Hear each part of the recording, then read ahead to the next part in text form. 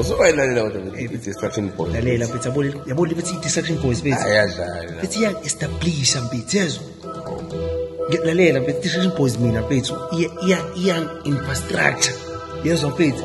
Iyang-demolisha in such a way that mfethu ngiba exuberant mfethu. Iyang-polarize. Iyang-translate mfethu. I-distraction boys mina iyang-circumcise boy. Lalela but i-distraction boys amagama mfethu laqalile mfethu nami ngingedwa nje angisakwazi ukuthi. Phela asifani mfethu i-happiness yami neyakho ayifani.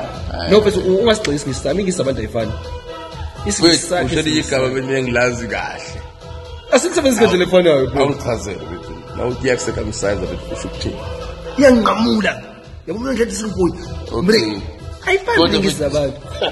Ayifani mfethu. Mina mfethu iyang-appreciate isakutile ukuze i-distraction boys mfethu. Hayi man, mfethu angisho ukuthi singisakho si right.